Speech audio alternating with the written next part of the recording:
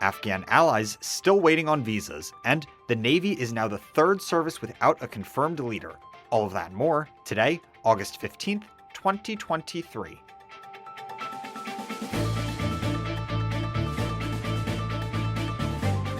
Good morning, Early Birds. I'm Jonathan Lehrfeld, and this is the Early Bird Brief, produced by Defense News and Military Times. First up, the Navy is the latest service without a confirmed leader. Chief of Naval Operations Admiral Mike Gilday relinquished command yesterday. Gilday's retirement means the Navy now joins the Marine Corps and the Army in not having a Senate-confirmed leader. The replacements have been nominated. Alabama Senator Tommy Tuberville has refused Senate leaders to fast-track military nominations and promotions since March. He cites his objections to the Defense Department's abortion policy.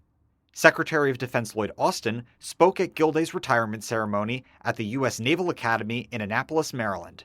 His career started right here at the Naval Academy. And by the way, I'm impressed that I was in the building for at least 30 minutes and nobody said "beat Army" to me when I walked in. So. After reflecting on Gilday's career, Austin touched on what he called a painful milestone.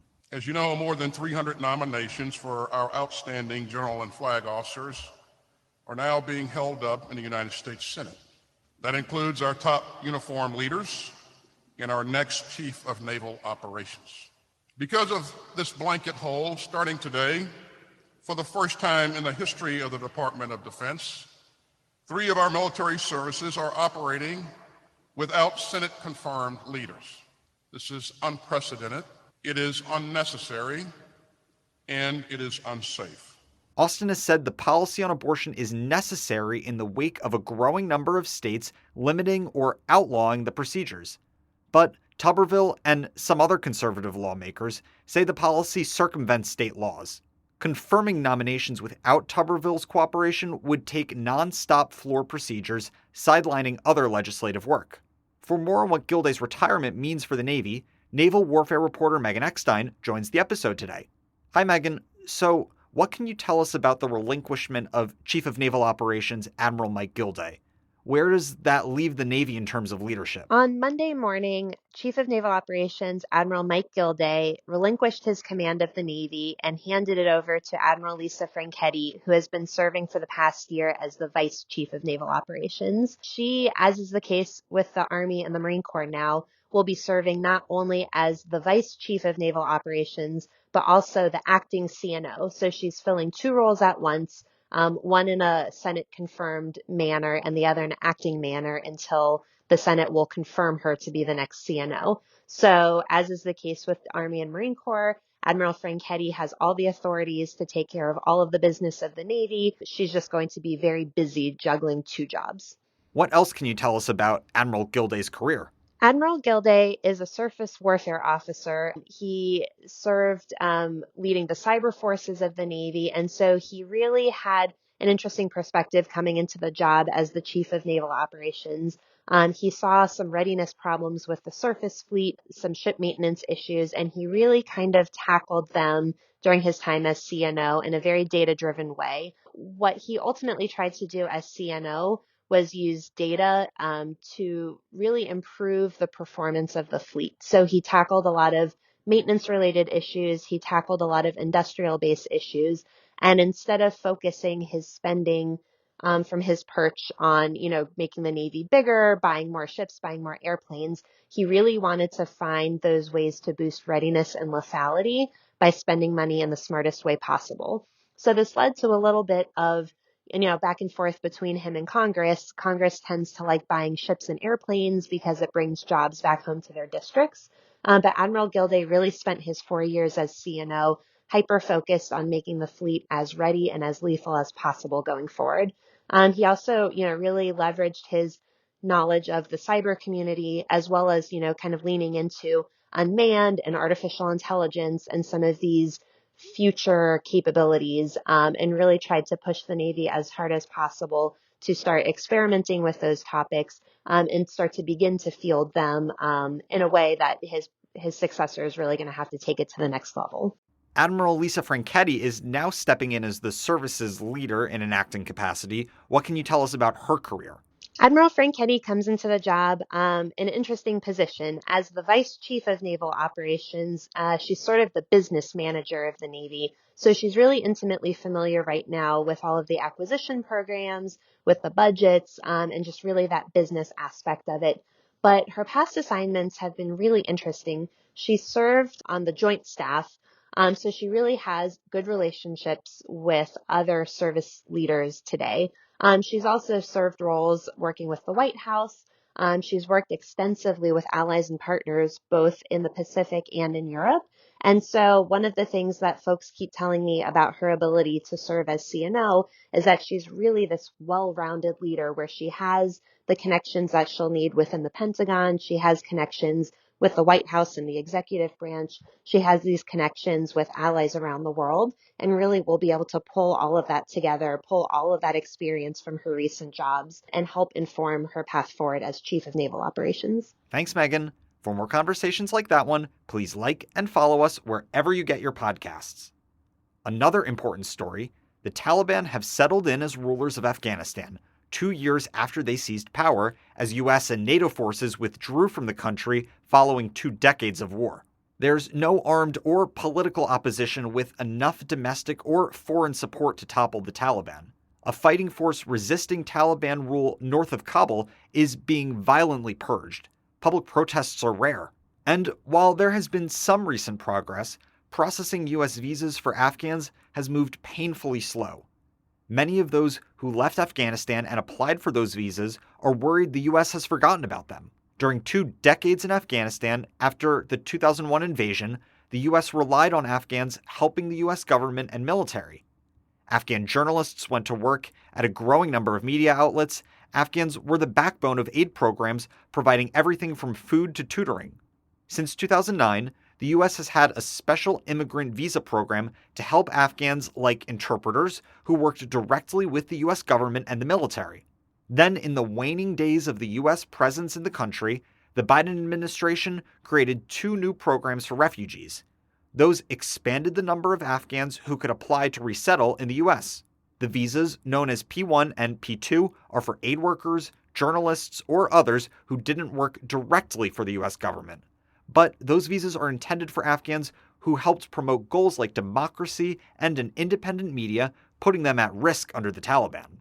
The American airlift in August 2021 carried more than 70,000 Afghans to safety, along with tens of thousands of Americans and citizens of other countries. But many more are still waiting. There are about 150,000 applicants to the special immigrant visa programs, not including family members. A report by the Association of Wartime Allies said at the current rate, it would take 31 years to process them all. Since the U.S. left Afghanistan, it's admitted 6,862 Afghan refugees, mostly P1 and P2 visa applicants. And according to the State Department, there are 27,400 Afghans in the pipeline for those visas. That doesn't include family members, which potentially adds tens of thousands more. In June, U.S. Secretary of State Antony Blinken said the U.S. has relocated about 24,000 Afghans since September 2021, apparently referring to all the resettlement programs combined.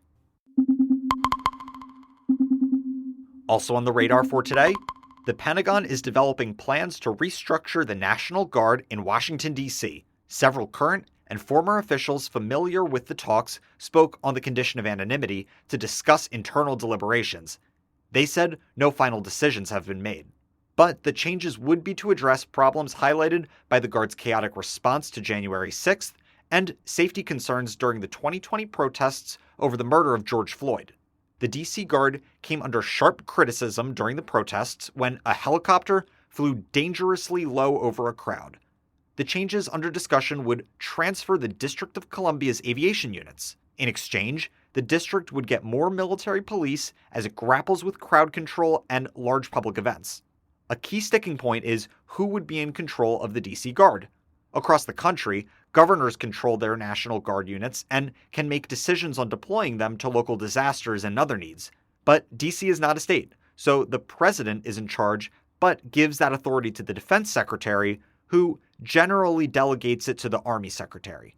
Defense Secretary Lloyd Austin is reportedly weighing two options: maintaining the current system or handing control to U.S. Northern Command, which oversees Homeland Defense. Senior officials have argued in favor of Northern Command. Such a move would take control out of the hands of political appointees in Washington who may be at odds with the DC government and give it to nonpartisan military commanders. Others believe the decision should remain at the Pentagon to retain civilian control that governors have on their troops. Here's why it matters. The overall goal is not to decrease the size of the DC Guard. Instead, it would reform the Guard and ensure it has the units, equipment, and training to do the missions it routinely faces. The proposal to shift the aviation forces is largely an Army decision.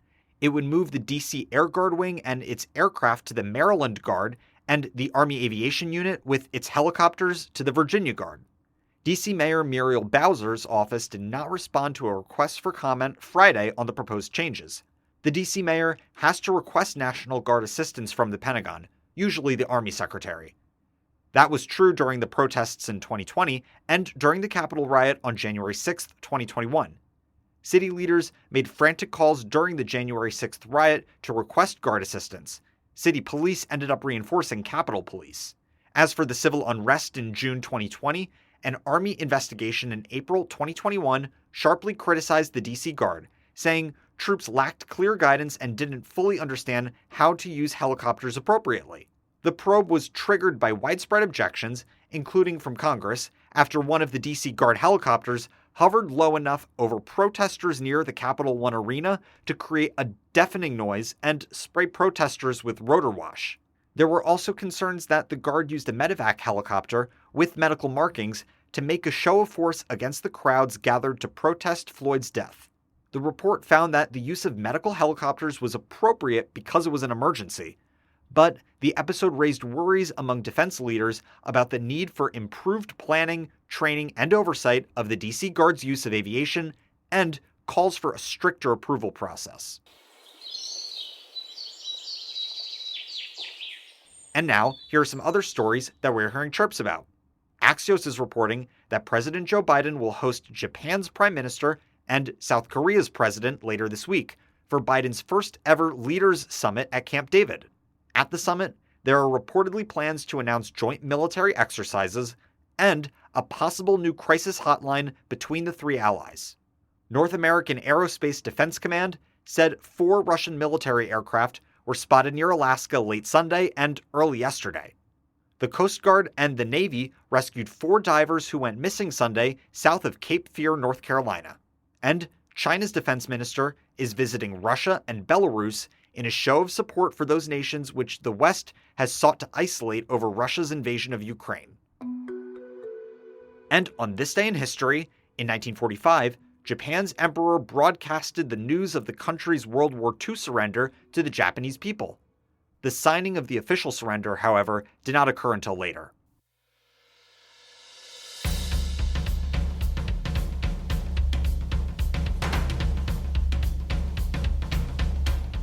That's it for us this morning. To get more of the top stories and breaking news, go to defensenews.com/EBB to subscribe to the Early Bird Brief newsletter. Please give us a like, rating, and a comment wherever you get your podcasts. And be sure to follow us on social media @Defense_News and @Military Times. The Early Bird Brief is hosted by me, Jonathan Lehrfeld, and produced by Zimone Z. Perez. Today's episode features stories by Leo Shane III, Megan Eckstein, and the Associated Press. Our editor-in-chief is Mike Gruss. Have a great day.